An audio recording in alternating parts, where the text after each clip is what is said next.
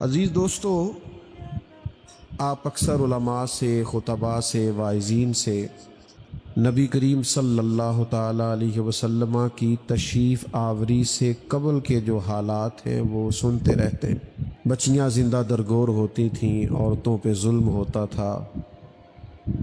بیٹا میری طرف دیکھو، اللہ آپ کو سلامت رکھے۔ پہلے عرض کیا ہے بہت زیادہ آداب ہیں، آپ تو اچھے لوگ ہیں، آپ توجہ رکھیں بات۔ بچیاں زندہ درگور ہوتی ہیں، خواتین پر ظلم ہوتا ہے، انسانوں کی منڈیاں لگتی ہیں، لوگ بکتے ہیں۔ پھر سب سے بڑا مسئلہ ان کے عقائد کے بگاڑ کا تھا۔ وہ بتوں کی پوجا کرتے، مختلف قسم کی اوہام پرستیوں کا شکار رہتے، سارے کپڑے اتار کے بیت اللہ شریف کا طواف کرتے، قربانیاں کرتے تو پھر ان کا خون بیت اللہ شریف کی دیواروں سے ملتے۔ بے پناہ خرابیاں، کوتاہیاں اور کمزوریاں عرب کے معاشرے میں پائی جاتی تھی، اور ہر آزمائش، ہر پریشانی، ہر دکھ اس قابل تھا کہ اس کا فوری مداوع کیا جائے۔ اب اگر عورتیں ظلم سہ رہی ہیں تو وہ تو سسک رہی ہیں، جلدی سے ہمارے حقوق ادا کیے جائیں۔ اگر غلاموں پہ ظلم ہے تو غلام تڑپ رہے ہیں کہ ہمیں اس غلامی سے نجات دلائی جائے۔ پھر عقائد کا بگاڑ ویسے ہی انسان کو بہت ساری آزمائشوں میں ڈال دیتا ہے۔ تو اتنے کٹھن حالات تھے اور ہر عنوان ہی اس قابل تھا کہ اس پر توجہ دی جائے، لیکن صدیوں کے بعد آسمان کا جو زمین سے پہلا رابطہ ہوا اور غار حرا میں جو پہلی وحی نازل ہوئی، آپ بظاہر دیکھیں تو ان سارے موضوعات پر کسی پر بھی وہ کلام نہیں کرتی۔ نہ اس میں بظاہر عقیدہ توحید کی بات ہے، نہ عورتوں کے حقوق کی بات ہے، نہ بظاہر اس میں غلاموں کی داد رسی کی بات ہے۔ پھر سمجھیے آپ، صدیوں سے لوگ آزمائش اور پریشانی میں ہیں، لیکن جو پہلی وحی آتی ہے نا، اس میں ان میں سے کوئی بات ڈسکس نہیں ہوتی، بلکہ فرمایا اقرا، پڑھو، اقرا بسم ربک الذی خلق، پڑھو اپنے رب کا نام لے کر جس نے پیدا کیا ہے، پڑھو۔ یعنی خرابیاں کتنی زیادہ ہیں، عقائد کا مسئلہ ہے، معمولات کا مسئلہ ہے، ظلم و زیادتی کا مسئلہ ہے، صداقتیں بے حجاب کر دے، حقیقتیں آشکار کر دے، ہر ایک ذرہ یہ کہہ رہا ہے اور مجھے آفتاب کر دے۔ بڑے سنگین مسائل تھے، ہر مسئلہ ضروری تھا، لیکن صدیوں کے بعد جو پہلا رابطہ ہوتا ہے تو اس میں پہلا حکم یہ ہوتا ہے، پہلی نصیحت یہ ہوتی ہے، اقرا، پڑھو۔ اس کا ایک ہی مطلب سمجھ میں آتا ہے کہ پڑھو گے تو عقیدے بھی ٹھیک ہو جائیں گے، پڑھو گے تو عورتوں کے حقوق کی بھی سمجھ آ جائے گی، جب پڑھو گے تو مظلوموں پر ظلم سے باز آؤ گے، جب پڑھو گے تو غلاموں کے حق تمہیں یاد آئیں گے۔ تمام مسائل کا ایک ہی حل بتایا، پڑھو، تعلیم حاصل کرو، لیکن تعلیم وہ والی حاصل کرنا جو تمہارے رب کے نام سے شروع ہوتی ہے۔ قرآن و سنت کی تعلیم پڑھو، سنت و حدیث کو پڑھو، تاکہ تمہارے سارے معاملات درست ہو جائیں۔ بعض اوقات نا کسی کمرے میں اندھیرا ہو نا، اس میں بہت سارے موذی جانور جمع ہو جاتے ہیں، کھٹمل بھی آ گیا، بچھو، سانپ بھی آ گیا، اس کے اندر چھپکلیاں بھی آ گئیں، اس میں بہت سارے موذی جانور جمع ہو گئے۔ اب آپ اس اندھیرے والے کمرے میں وہ جانور مارنا چاہیں گے تو وہ مریں گے نہیں، ہو سکتا ہے الٹا نقصان دے۔ آپ چھپکلی کو مارنے لگے تو سانپ ڈس لے، آپ بچھو کے قریب جانا چاہیں تو کوئی اور موذی جانور آپ کو کاٹ لے۔ بہت سارے جانوروں کو اندھیرے میں مارنا مشکل ہوتا ہے، اس کا ایک ہی حل ہے، آپ کمرے میں لائٹ جلا دیں، کمرے میں روشنی کر دیں، آپ روشنی کر دیں، شاید آپ کو جانور مارنے نہ پڑے، ویسے ہی بھاگ جائیں گے۔ یہ دنیا میں جتنے بھی اندھیرے ہیں نا، ان سب کا ایک ہی حل ہے کہ آپ علم کی روشنی کر دیں، آپ روشنی پھیلا دیں۔ یہ جب علم آ گیا نا، علم کتاب و سنت کا علم جب آ گیا تو اخلاق سنورنے لگتے، کردار بدلنے لگتے، تربیت ہونے لگتی ہے۔ آپ نے کبھی زندگی میں تجربہ کیا ہوگا کہ آپ نے دین کا کوئی مسئلہ سنا ہوا ہونا، کبھی جمعے میں کسی محفل میں یا کسی عالم کی صحبت میں کبھی کوئی مسئلہ سنا ہوا تھا، وہ بات آپ نے سنی تھی، آپ کو یاد تھی،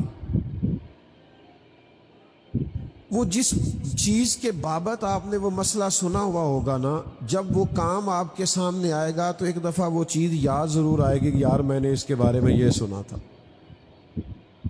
آپ عمل کریں نہ کریں، لیکن ایک دفعہ اگر آپ کے ذہن میں ہو تو بات یاد آتی ہے۔ یہ فطری اصول ہے، آپ دین کا علم سیکھ لیں، انشاءاللہ وہ آپ کو یاد آئے گا، اور ایک دن آئے گا، اتنا یاد آئے گا، اتنا یاد آئے گا کہ آپ عمل کرنا بھی شروع کر دیں۔ پر پہلی شرط یہ ہے، سمجھنے والا مقام یہ کہ اس علم کو سیکھیں۔ یہاں علماء بیٹھے ہیں، دن میں اگر 100 آدمی مسئلہ پوچھتا ہے نا کسی عالم سے، مسائل پوچھے جاتے ہیں تو کچھ نہیں تو 90-95 مسئلے طلاق کے ہوں گے۔ اب کوئی گھر جو ہے وہ شادی ہوتی ہے نا تو کم از کم کچھ 6 ماہ پہلے فرنیچر کا آرڈر ہوتا ہے، کو 2-3 ماہ پہلے کپڑے سلوانے کے لیے دیے جاتے ہیں، لیکن بچی اور بچے کو مسائل نہیں بتائے جاتے۔ میرا دعویٰ ہے کہ 90-95% لوگ مسئلہ طلاق کا پوچھتے ہیں، اور زیادہ تر وہ ہوتے ہیں جو کہتے ہیں میں 3 طلاقیں اکٹھی دے بیٹھا ہوں، اب بتائیں کیا کرنا ہے۔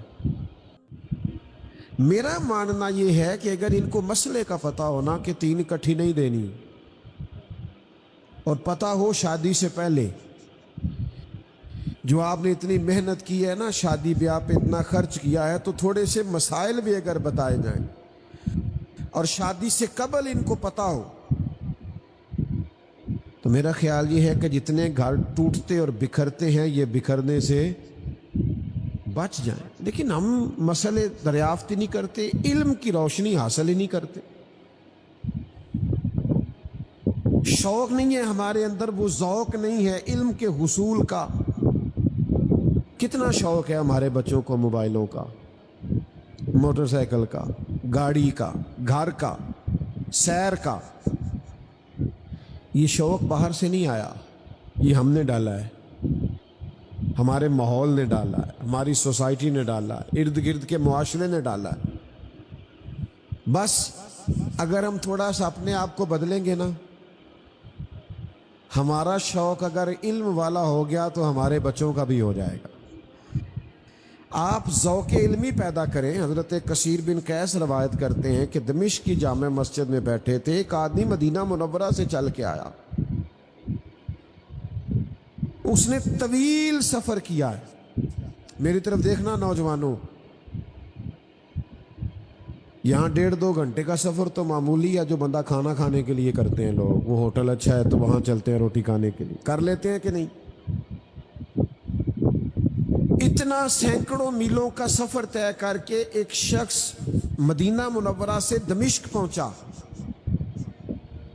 اور آ کے اس نے سواری کھڑی کی اور کہتا پتہ کیا ہے، مجھے پتہ چلا ہے تم نبی پاک علیہ السلام کی ایک حدیث روایت کرتے ہو، میں وہ حدیث سننے کے لیے آیا ہوں۔ ایک حدیث حضور کی، یہ بھی شوق ہے، کسی کو لگ جائے نا، لوگوں کو سکے جمع کرنے کا شوق لگ جائے تو لوگ منتیں کرتے ہیں یار میرا شوق ہے۔ تو اگر آپ کو علم دین کا شوق لگ جائے، آپ کی طبیعت ہو، آپ کا ذوق ہو، امام بخاری رحمۃ اللہ علیہ نے عمر لگا دی، شدید تکالیف اٹھائی، یہاں تک ایک دن فرمانے لگے مالک تیری زمین تو بڑی وسیع ہے پر مجھ پر تو تنگ ہو گئی، مہربانی فرما۔ لیکن عمر ساری گزار دی احادیث کو جمع کرنے میں، تو آپ کو اور بڑے شوق ہیں تو یہ شوق بھی تو پیدا کرے نا کہ میں نے ایک آیت سیکھنی ہے، اس کا ترجمہ سیکھنا ہے، ایک حدیث پاک سیکھنی ہے، اس کا معنی سیکھنا ہے، میں نے روز فقہ کا ایک مسئلہ سیکھنا ہے، فقہا بزرگان دین کی خدمت میں بیٹھنا ہے۔ یہ شوق پیدا کریں۔ ایک دعا بتاؤں آپ کو جو حضور نے دی ہے،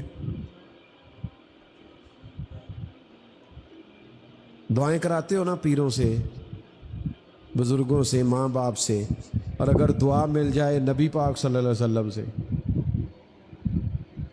حضور سے اگر دعا مل جائے، اجابت کا جوڑا عنایت کا صحرا، دلہن دلہن دلہن بن کے نکلی دعائے محمد، اور اجابت نے جھک کر گلے سے لگایا بڑی ناز سے جب دعائے محمد صلی اللہ تعالی علیہ وسلم۔ کیوں کہ خدا کی رضا چاہتے ہیں، دو عالم خدا چاہتا ہے رضائے محمد صلی اللہ تعالی علیہ وسلم۔ حضور نے دعا دی ہے،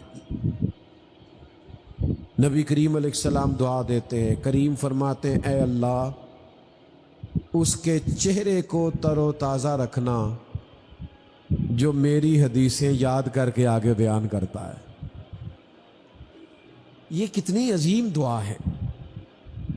تو علم دین کا شوق پیدا کریں، آپ کی طبیعت میں ہو کہ میں نے دین کا علم حاصل کرنا ہے، اور کرنا کس لیے، یہ بڑا بنیادی مسئلہ ہے۔ دین کا علم حاصل کرنا ہے اپنی تربیت کے لیے، تقریروں، وعظوں، مباحثوں، مناظروں کے لیے نہیں۔ مناظرہ کریں گے علماء، کبھی ضرورت پڑے گی تو علماء حق احقاق حق کے لیے کریں گے، لیکن عوام کی بات کر رہا ہوں۔ ہم پتہ کیا کرتے ہیں، مجھ سے ایک طالب علم نے کہا میں مطالعہ کرنا چاہتا ہوں، کہاں سے شروع کروں؟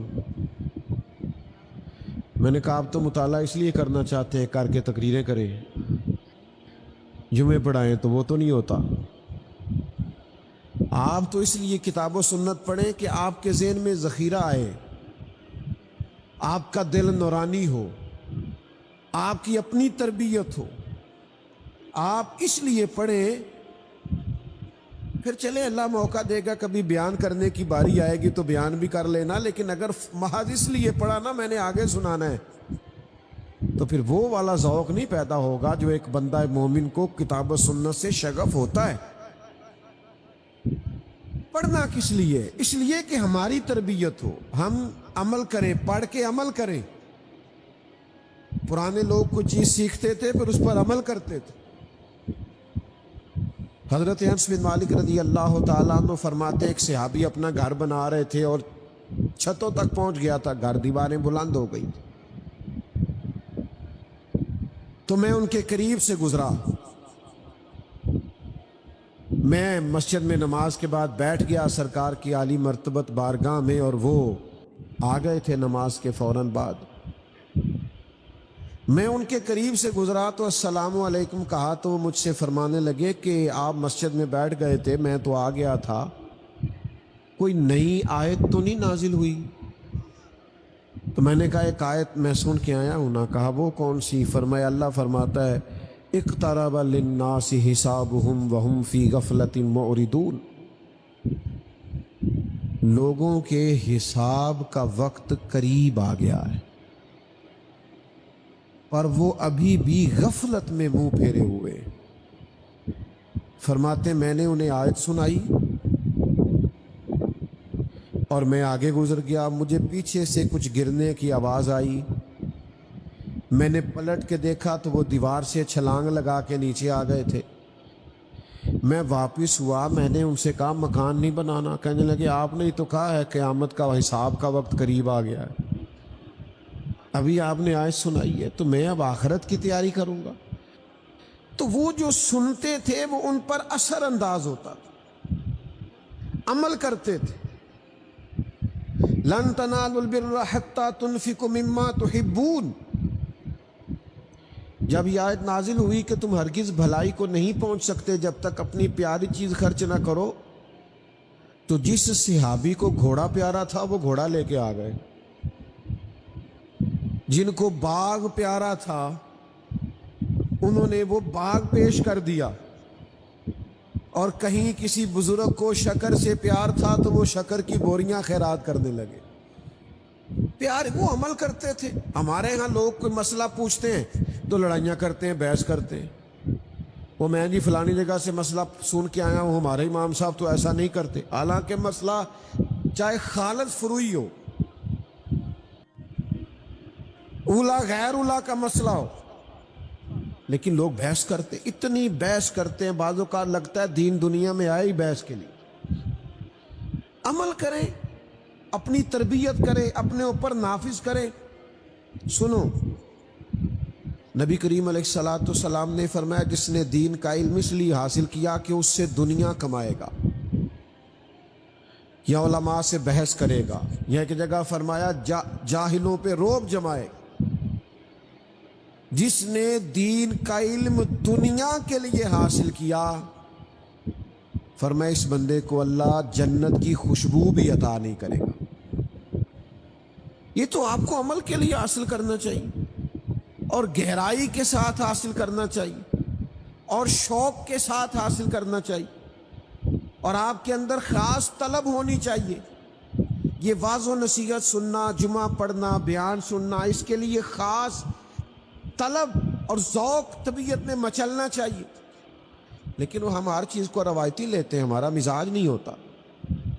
میں نے دیکھا ہے کہ لاکھوں روپیہ دے کے لوگ ڈگریاں حاصل کرتے ہیں دنیاوی، مہنگا ترین ٹیچر ہے، فیس دے کر کے اس سے پڑھتے ہیں، لیکن مسجد میں کہا جاتا ہے فری سن لو قرآن اور حدیث۔ لوگ موٹیویشنل اسپیکر کے پاس جاتے ہیں، کئی ہزار کی سیٹ بک کراتے ہیں آگے بیٹھنے کے لیے، اور پھر گھنٹہ 2 گھنٹہ کا لیکچر سنتے ہیں تاکہ طبیعت کسی طرف مائل ہو، اور مولانا بیچارے جمعے میں صرف اتنا کہتے ہیں میرا ایک کی مطالبہ ہے ذرا ٹائم پہ آ جایا کرو، لیکن ہمارا ارادہ ہی نہیں بنتا، وہ ذوق ہی نہیں، وہ شوق ہی نہیں، مزاج کے اندر وہ طلب نہیں جو ہونی چاہیے۔ میرے عزیز بھائی یاد رکھیے، جب آپ دین کا ذوق پیدا کریں گے، پڑھیں گے، سنیں گے اور سیکھنے کی نیت سے، تو آپ اپنے اندر تبدیلی پیدا کریں، آپ کا ذہن بدل جائے۔ اس لیے کہ جتنا موٹیویٹ کسی کو حضور کی باتیں کر سکتی ہے نا، دوسری کسی کی کر سکتی نہیں ہے۔ تو آپ اس کو سمجھ لیں کہ جب تک آپ مزاج نہیں پیدا کرتے، علم کا ذوق نہیں پیدا کرتے، سیکھنے کی طبیعت نہیں بناتے، اتنی دیر تک لطف آ سکتا۔ اچھا، پھر ایک اور بھی مسئلہ ہے، یہ جی بابا صاحب ہیں، یہ جی پیر صاحب ہیں، یہ جناب فقیر صاحب ہیں، بالکل ٹھیک بات ہے، تو یہ کون ہے؟ کہتے ہیں یہ مولوی صاحب ہیں، یہ مفتی صاحب ہیں۔ آپ مجھے سچ بتائیں کہ 500 دانے والی تسبیح دے کے ایک بابا صاحب کو اس پلر کے ساتھ بٹھا دیا جائے، اور فقہ کی کوئی کتاب دے کے مفتی صاحب کو اس پلر کے ساتھ بٹھا دیا جائے، تو زیادہ لوگ کدھر جاتے ہیں؟ پھوکا مروان آستے بابا جی کو، کیونکہ یہ اس میں بہت ساری کوتاہی اس اسٹیج کی بھی ہے، مجھے معاف کیا جائے تو یہاں سے بھی فلانا فقیر ہوتا ہے تو فلانا یہ ہوتا ہے تو فلانے کی یہ کرامت ہوتی ہے، کبھی اس فقیر سے بھی پوچھو اس نے بھی کسی عالم کی عظمت بیان کی ہے، سوال ہی نہیں پیدا ہوتا۔ اور میں علماء سے بھی اکثر کہتا رہتا ہوں، آپ احساس کمزوری کا شکار نہ ہوا کریں۔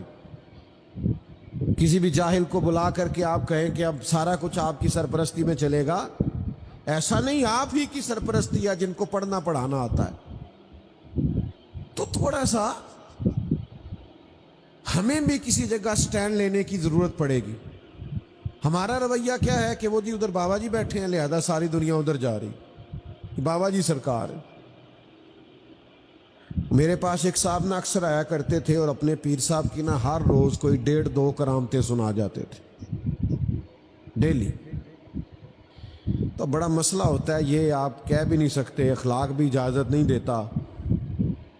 تو ایک دن ان کے بھائی سے نہ غلطی ہو گئی، اپنی بیوی کو 3 طلاقیں دے بیٹھے، تو صبح صبح دوڑے دوڑے آئے، کہنے لگے حضرت صاحب وہ پرا نے 3 طلاقاں دیتی نے، ان کی بنے گا۔ میں کہا پیراں نو پوچھ مسئلہ، مینوں جو 2 کرامتہ روز سنا جانا ہے انہوں نے پوچھ، کہندا جی انہوں نے پوچھیا سی، کہندے سن کسی عالم نال گل کر۔ میں کہا سبحان اللہ، اور فتویٰ میرا نہیں، حضرت سلطان باؤ کا ہے، حضرت سلطان باؤ کا فتویٰ ہے۔ سلطان صاحب کہتے ہیں بعض علموں جو کرے فقیری او کافر مرے دیوانہ ہوں، کافر مرے۔ حالانکہ بڑا ڈاڈا فتویٰ دیتا ہے سلطان صاحب، سیدھا کافر ہی آختا نے، نہ گمراہ نہ کچھ اور، سیدھا کافر ہی۔ بعض علموں جو کرے فقیری، وہ کسی اردو کے شاعر نے کہا تھا علم ہی نہیں جب تم میں تو عمل کیا ہوگا، جس خیاباں میں شجر ہی نہیں وہاں پھل کیا ہوگا۔ پہلے درخت تو لگا لو، پھل پہلے علم تو سیکھو، پھر ہی عمل کرنا آئے گا۔ تو میں نے کہا پیر صاحب سے پوچھ، کرنے لگے وہ کہہ رہے تھے کسی عالم سے بات کرنا۔ میں نے کہا کمال نہیں ہو گئی، کرامتیں ساری ان کی ہیں اور پتہ ان کو چھوٹے سے مسئلے کا بھی نہیں ہے، اور یہ زیادہ تر جاہل پیروں کی کرامتیں زیادہ ہوتی ہیں۔ اس کی وجہ یہ ان سے کسی نے سوال ہی نہیں کرنا۔ عالم تو کوئی ذرا بھی بات کر دے تو لوگ کہتے ہیں دلیل دو بھائی، اور بنتی بھی ہے پوچھنا، اس لیے کہ وہ ظاہر ہے بات کر رہے ہیں۔ تو عالم سے لوگ سوال کرتے ہیں اس لیے، کوئی عالم پیر ہونا، پیر بھی ہو عالم بھی ہو تو کرامتیں تھوڑی ہوتی ہیں، کیونکہ کوئی دلیل سے بات کرنی ہے، اور جاہل نے دلیل ہی کوئی نہیں دینی۔ جیڑے محرم راز حقیقت دے او تے راز حقیقت کھول دے ہی نہیں، اے جنہ ویکھیا نہیں او کرن گلاں، جنہ ویکھ لیا او تے بول دے ہی نہیں۔ تو جاہل ہے تو کرامتیں بڑی ہیں۔ تو علم بنیاد ہے، سیکھنا سکھانا، پڑھنا پڑھانا، سمجھنا، تربیت پانا، یہ اصل ہے۔ ہمارے ہاں تو بابا صاحب بیٹھے ہوں اور عالم بیٹھے ہوں تو لوگ بابا صاحب کی طرف جاتے ہیں نا، لیکن جو نبوی تربیت ہے نا، جو نبی پاک صلی اللہ علیہ وسلم نے ہمیں سکھایا ہے، وہ یہ ہے کہ حضور مسجد میں تشریف لائے، 2 حلقے بنے ہوئے تھے، ایک ذکر اذکار کر رہے تھے، ایک تعلیم و تعلم میں مشغول تھے۔ محبوب بیچ میں کھڑے ہو گئے، فرمایا دونوں ہی خیر کا کام کر رہے ہیں، لیکن فرمایا مجھے چونکہ معلم بنا کے بھیجا گیا ہے، لہذا حضور خود اس حلقے میں بیٹھے جہاں پڑھایا جا رہا تھا۔ تو یہ آج جو سوچیں پیدا ہوئی ہیں نا کہ ہم نے ادھر جانا ہے، یہ سوچیں درست نہیں ہیں۔ آج تو میرے بھائی جو تھوڑا سا تعاون کرتا ہے نا کسی مسجد مدرسے میں، اس کو محتمم صاحب کو سر پہ بٹھانا پڑتا ہے، تب گزارا ہوتا ہے۔ استاد پڑھنے پڑھانے والا کہیں سائڈ پہ بھی بیٹھ جائے تو کام چل جاتا ہے، لیکن 100 خوش آمدیں کرنی پڑتی ہیں لوگوں کو، معاذ اللہ، پھر جا کے ادارے چلتے۔ کیوں؟ ہم علم کے سپورٹر ہی نہیں، ہمارا مزاج ہی نہیں، طبیعت نہیں۔ اپنے بچوں کو سکھائیں، شوق پیدا کریں، اور میں آپ سے گزارش کروں گا خود بھی پڑھا کریں، خود بھی آیا کریں، سیکھا کریں۔ لوگ آتے ہیں نا مدارس میں بچے داخل کرانے، تو مجھے تو تجربہ ہوتا رہتا ہے، باقی علماء کو بھی اور مدارس سے وابستہ لوگوں کو بھی تجربہ ہوگا۔ وہ آ کے کہتے ہیں یہ ہمارا بچہ داخل کر لے، ہماری بخشش کا سبب بن جائے گا۔ تو میں کہتا ہوں ابھی آپ کی 35 سال عمر ہے، آپ خود اپنی بخشش کے لیے کوشش کیوں نہیں کرتے؟ آپ خود آئے نا بھائی، آپ خود پڑھیں، آپ کو کیا مسئلہ ہے؟ آپ نے اس پہ تکیہ لگا لیا ہے، آپ آ جائیں خود پڑھیں۔ 40 سال عمر ہوئی، ایک صاحب مجھے کہنے لگے زبان موٹی ہو گئی ہے، 40-45 سال عمر ہو گئی، اب پڑھنا تلفظ ٹھیک کرنا مشکل ہو گیا ہے۔ تو میں نے کہا یہ کل موبائل آیا ہے، سب کو واٹس اپ کرنا آ گیا ہے، سٹیٹس لگانا آ گیا ہے۔ پہلے ہم دفتروں میں جاتے تھے نا، کبھی پٹواری کے پاس یا کسی دفتر میں، تو اوپر سے بڑے بڑے وہ رجسٹر اتارتے تھے، جب اتارتے تھے تو گرد بھی سروں پہ پڑتی تھی۔ تو پھر کمپیوٹر آ گیا، تو میرا خیال ہے سارے سرکاری ملازموں نے نوکریاں چھوڑ دی ہوں گی کہ ہم سے نہیں کمپیوٹر سیکھا جاتا، چھوڑ دی۔ کیا کیا ہے؟ اللہ تہاڈا بھلا کرے۔ تو اگر 40-45 ہزار کی نوکری بچانے کے لیے کمپیوٹر سیکھا جا سکتا ہے نا، تو قبر اشر بچانے کے لیے قرآن بھی سیکھا جا سکتا ہے۔ جی ہاں، اگر تھوڑی سی نوکری بچانے کے لیے، تنخواہ بچانے کے لیے کمپیوٹر سیکھ سکتے ہو، کورسز کر سکتے ہو، تو آخرت بچانے کے لیے قرآن بھی سیکھو اور کمال سیکھو اور خوب سیکھو۔